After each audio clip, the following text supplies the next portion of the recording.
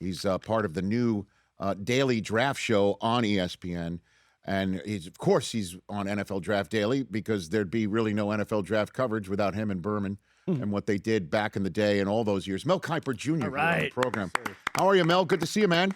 Great to be with you, Rich. Are you in your study, in the Mel Kiper Jr. study? Is that where you are?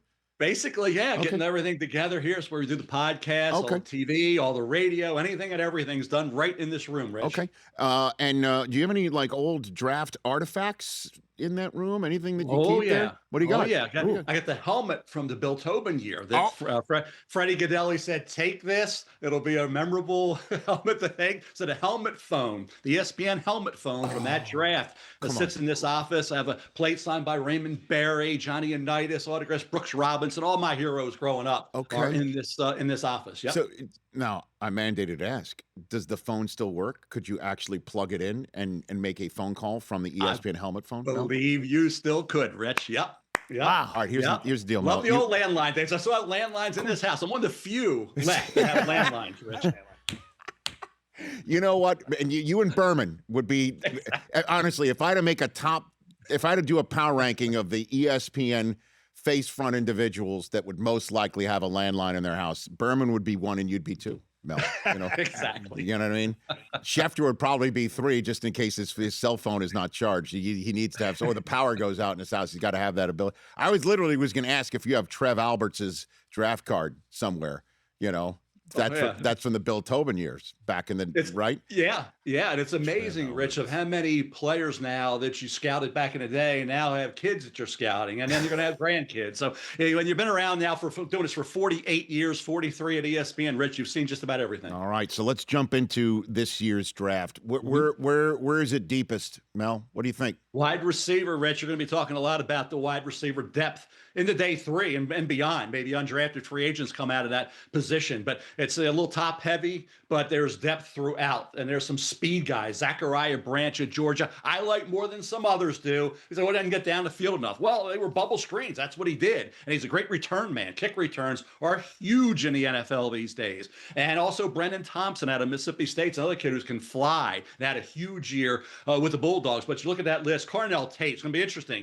Did the Tennessee Titans take him at 4? Did the Giants take him at 5? If you need a guy, Rich, who can get open, run great routes, and catch the football. We see guys that have gone to first round and drop too many balls. Carnell Tate doesn't drop a football. So that dependability, that reliability is going to be huge if he goes to Cam Ward or if he goes to Jackson Dart. They're going to really like that addition of Carnell Tate to that offense. Yeah, I mean, Tate, to be honest with you, as a Michigan fan, he's the receiver that would scare me the most over the last couple of years after JSN departed.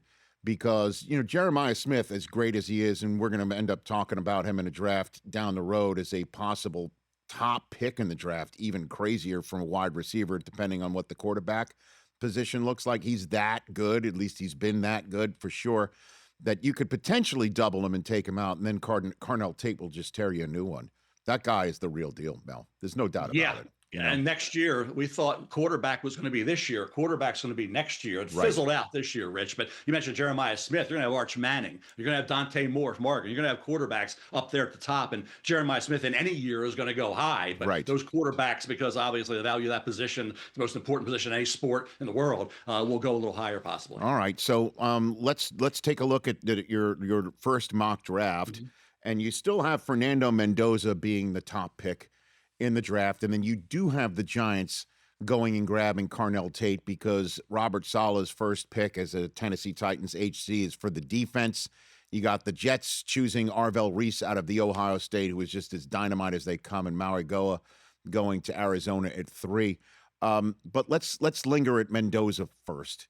And what's your evaluation of this kid, the Heisman Trophy winner and undefeated national champion out of Indiana, Mel? He did everything that you needed to do to solidify that spot. I had Dante Moore slightly ahead after that Penn State game. Remember that great game Dante Moore had up at Happy Valley? So once I had him there, I had to wait for Dante to struggle. Well, even when he had some struggles, he had that great drive late. And he had to deal with a lot of bad weather and injuries on the offensive side of the ball for Oregon. So I couldn't take him off that spot, but I had him neck and neck. Then the end of the year, you saw what Fernando Mendoza was able to do, finishing it off. So he becomes solidly the number one quarterback. Dante made a great decision. Not enough starts at 20. Go back to Oregon, be right there with Arch as the number one pick next year. So now it's all about Fernando Mendoza and Clint Kubiak and the Raiders get lucky, fortunate to have that first pick and have a quarterback that's worthy of being that high a pick and being a franchise quarterback like we're expecting Fernando Mendoza to be. He cut down on his sacks dramatically from Cal to this year at Indiana. He got the ball to all those receivers accurately, clutch situations. The way the decision-making, Rich, late in the play that he made on a consistent basis was remarkable. And not turning it over, being able to beat a defense with his legs, as he did in the championship game. When he did a run, he could. The great leadership. He was going to go to Yale. He's incredibly intelligent, so passionate, so energetic. For the Raiders, Raider Nation, be happy. Patrick Mahomes, and you think about Justin Herbert and Bo Nix. To get a guy like this, for Clint Kubiak, you struck gold here. This kid is an outstanding prospect. Yeah, the phrase that I always picked up from my guy Mayock over the years, clean off the field as well. Yeah. You take a look, again, I'm not an all-22 guy, but his out routes were pinpoint. His 50-50 balls were perfection. You mentioned about what Moore did against Penn State, the throw that Mendoza made against Penn State, and that final drive, spectacular. Him getting blown up by Ohio State on the first play of the Big Ten championship game. What Miami was delivering with shoulders and heads and elbows in his direction, and what he was able to do on that fourth down with his legs. I mean, every box checked. But Mel, where would he rank if he was in last year's draft class, or even 2 years ago, where there were three that went at the top, and Drake May being the one who was in the Super Bowl this year? Where would he rank? Yeah, he reminds me a lot, Rich. When you look back, you think about Peyton Manning, how he studied, right? You can't get him out of film. You can't get him out of the evaluation of the opponent. He always says, I'm trying to crack. I love trying to crack the code. That was a Fernando Mendoza comment back during the season. Crack the code. And he did it. And he did it regularly. You think about where we are right now in terms of ranking. Will it be historically great? No, because you talk about, everybody says he doesn't have elite traits. Well, you don't need elite traits to be the greatest of all time. Tom Brady didn't have anywhere near elite traits. And he had 7 Super Bowl rings, went to 10, right? No, he's even close to that number. So for me, Fernando Mendoza, as you say, checks every box. There's no question about that. In any draft, I don't care what draft you're talking about, he would be right there. Now, would a guy with maybe more talent, like Caleb Williams and the Jaden Daniels and guys like that, would they have been ahead? Who knows? But to say that this guy's not worthy of being the number one pick is ridiculous. It's nonsense. To say he's not the best player in this draft, I don't know who's better. Because you're getting a guaranteed star at the quarterback position, which is the most important position in any sport in the world. So I don't know. And the Raiders, to have that pick, be so fortunate. Think about how lucky they are. Sometimes you can have the number one pick. There's no quarterback. You have to force it, or you have to take somebody else, or wish you were in another year. They got lucky, as the Colts did with Peyton Manning. Remember, they ended up with Andrew Luck another year when they were fortunate to get Andrew Luck. So at the end of the day, having the number one pick, desperately needing a quarterback, Raider Nation, be happy, because now the Jets are on the clock. Well, and then lastly on this subject matter, Mel Kiper Jr., where do you stand on the question that the Raiders aren't ready for somebody like Fernando Mendoza, and thus his ability to succeed might be stunted by the lack of protection that consumed Geno Smith last year? Or, yes, there are weapons with Bowers and with Genty, but the Raiders arguably are not ready to draft somebody like Fernando Mendoza. Where do you stand on that subject matter that it will no doubt be talk of the combine next week? Well, teams picking first usually aren't ready to win right away anyway. That's why they're picking first. And to go back to when Peyton, go back to Joe Burrow going to the Bengals. Remember, you don't want to go to the Bengals? Well, you have to come by check. Kenny Anderson, Boomer Esiason, Carson Palmer, Randy Dalton all had success with the Bengals. And Burrow's been to a Super Bowl already, right? Almost won one. And you think about where we were with Trevor Lawrence going to Jacksonville. Now Trevor's getting up there with the best in the business. So for me, now you just got to build around him, Rich. That's up to Spytak, and that's up to now Clint Kubiak and those guys to get the job done with Tom Brady's influence there. Build that offensive line up. You got Brock Bowers, who's an enormous talent. You saw what he could do last year. You got Genty, who you drafted last year. You got pieces around the quarterback. Hey, draft these guys, build up, fortify the talent around Fernando Mendoza, and you got, in my opinion, one of the best quarterbacks in the NFL. He brings a lot of what Peyton Manning brought to the NFL, coming from Tennessee. Like I say, when you have the mindset, the smarts, the instincts, and the intelligence, and the arm, and the mobility, even though he's not going to run like Lamar and Josh Allen, he can still beat you with his legs. When you need a first down on 3rd and 8 to frustrate a defense, he can do that. He's pinpoint accurate. And like I said, when I see latent plays, guys panic, they force a throw, they're inaccurate, they take a sack, they don't throw it away. Everything latent plays at critical moments, Rich, he did perfectly. And he had some games where he had to come through late against some pretty good defense. That Phil Parker defense at Iowa was pretty doggone good, right? You mentioned the Penn State game. So for me, I don't know what else Fernando Mendoza could have done this year. And like I say, taking that sack total was like 41 at Cal, down to 18 during the regular season in Indiana. Did what he needed to do. You tell him what he needs to improve on, and he will work to make sure that mistake or that issue is not happening anymore. And then you're looking at the end of your top 10, as we just saw. Jeremiah Love, 9 to Kansas City. Caleb Downs, 10 to Cincinnati. And those are just two guys that are massive difference makers that might last to 9 and 10 because of the positions they play, not being viewed as valuable as maybe tackle, pass rusher, or in the case of Jordan Tyson, wide receiver. That said, let's just say somebody covets one of these two guys. Where do you see the inflection point for a trade in this draft and the top of it, Mel Kiper Jr.? Love is really interesting because I've always said, Rich, and you know this, don't take a running back in the first. Right. But I keep screaming to people, well, you don't grade a player based on a philosophy, of grade him on ability. On ability, he's the second best player in this draft. Matt Miller has him number 1 on his board, Jeremiah Love, right? And he can do so many things. You can put him out in the slot, wide. Great hands, great receiver. He's kind of like Reggie Bush was, only bigger. You think about where we are right now in terms of Bijan Robinson and that grade, very similar with Jeremiah Love. Gibbs. To all the running backs. Yeah, Jahmyr Gibbs too. Yeah, exactly. Jahmyr Gibbs. All those guys had high grades, Rich. So, and they were versatile. This kid can do so many things. He's an explosive play waiting to happen. So for me, Arizona's got to think about him. You definitely, when you get down to New Orleans, the Kansas City Chiefs. Can you imagine putting him in New Orleans or Kansas City? Kansas City doesn't want to pick 9 anymore. They want to be picking a 32, right? So Jeremiah Love is going to be in that top 9 somewhere. Mention Downs. Remember Kyle Hamilton?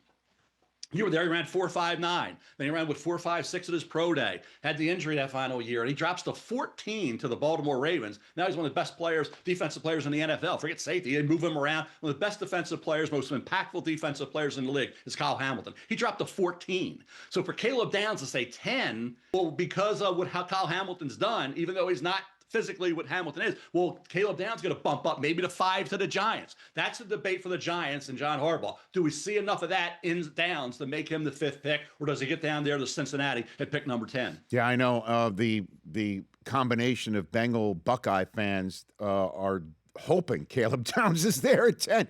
That kid is unbelievable. He has been spectacular. And you got Reese there at 2nd overall. Then you move down to your next 10. You got Sonny Styles heading to Dallas. That would be a massive pickup for the Cowboys. That would be great for Dallas. It would be. And they could pick again at 20. They could get maybe Messidor from Miami. They got to go defense with both those picks, you would think, Rich. Right. I'll tell you what, you look at a Keldrick Falk out of Auburn, didn't have the production. He looks the part. He's the LT peer. Keldrick Falk. What does he do workout-wise? It's like Shamar Stewart, who was an LT peer last year, went 17th overall. We had to wait and see on Falk. You think about Messidor, he's 25, out of Canada, had a heck of a year for Miami. Where does he fall in that 20 range? So it'd be interesting. And then you're talking, Rich, about a guy like, say, Mansour Delane. I watched play high school football at Archbishop Spalding. Combine coming up. What's his 40 going to be? Arm length, will that be a little bit of an issue? Mansour Delane had a great year at LSU, coming from Virginia Tech, where he made some big plays, but he gave up some. This year, he was consistent, reliable in coverage, made a lot of big plays for that defense. In coverage, started off with a great effort against Clemson at an opener. So Mansour Delane, that 40 time, I think, will impact whether he goes where I have him or he goes maybe somewhere in that top 10 or 11 overall. And then you had Ty Simpson going off the board right in the middle to the Jets. And, I'll be honest, that one would confuse me a little bit, Mel, because the Jets purposefully took a draft choice from Dallas, not as soon as they could take it. They said put it in 2027. And when I saw that, I'm like, well, they're seeing what you're seeing. They're seeing that draft class at quarterback coming up next year. So you think they would maybe pull the trigger on Ty Simpson now? What's your evaluation of this kid, Mel? Well, I can't project trades in that mock. So Sure. you think about where the Jets are picking at 16. Will somebody be in a position that they like him enough to move up? Probably not. So you think, okay, he'll be there at 16. Will they take him? They took Joe Namath out of Alabama, Richard Todd out of Alabama. Will they go that route again? Do they think highly enough of Ty to move forward with him, knowing that next year, as you said, with those 3 first-round picks, they could be scaring Arch Manning and Dante Moore right in the face. And ironically, when I put Dante Moore to Jets, Jet fans were scared. We don't want him based on the way he finished. Well, they're going to want him next year after he has a great year with the Oregon Ducks. I can guarantee you that, Rich. But to the point about the quarterback, Ty Simpson, if you saw him up until mid-November, all right, 22 touchdowns, 2 picks, around 70% completion percentage. Now, he did have some fumbles starting around that area, 5 fumbles lost in 5 straight games, then 1 in the game against Indiana. But he was on point for the first almost 3 quarters of the season, right? And they were talking about top 5 overall. Some were saying QB1. Now, all of a sudden, he can't play. So there's got to be some balance there in the evaluation. I think when you get down to Pittsburgh, where Field Yates had him going in his mock, or the Rams late in the first round, if the Rams get a corner, like Jermod McCoy, who didn't play this year because of the knee injury, if he checks out okay medically, Jermod McCoy, corner Tennessee, or Mansour Delane, corner Virginia Tech, with that first-round pick for the Rams. Then Ty Simpson at the end of the first round to be the heir apparent to Matthew Stafford for Sean McVay. If he believes enough in Simpson, and Stafford's going to be there to help him, because, hey, why not help a young quarterback coming in? He's going to be your heir apparent. So for me, the Rams may be the good fit, the best fit for Ty Simpson, if in fact he's there near the end of the first round. Reason why Jets fans are telling this to you, Mel, not that you need me to interpret, is because they think Dante Moore is the one who told them, I don't want you first. You know what I mean? Like, that's what I think. That not to get too deep into the minds of a Jet fan. Before I let you go, the question that I have, it's a copycat league. The Seattle Seahawks winning it all with Darnold and this defense. What do you think is going to be the ripple in the draft pond this year based on John Schneider and Mike McDonald's success with this roster?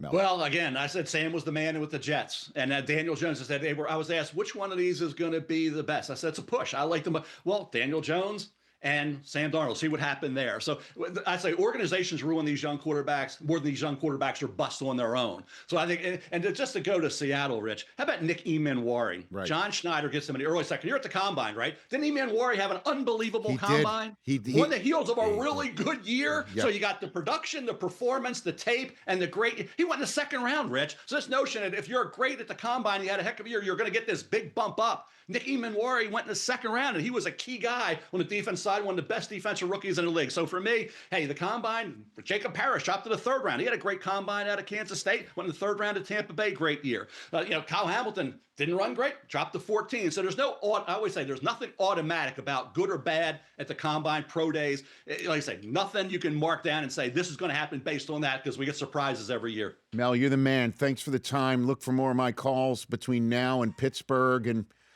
I'm thrilled to be here on ESPN, back being teammates with you again, Mel. Great to have you, Rich. Anytime, pal. Anytime. Thanks. That's Mel Kiper Jr., the one and only, right here on the Rich Eisen Show.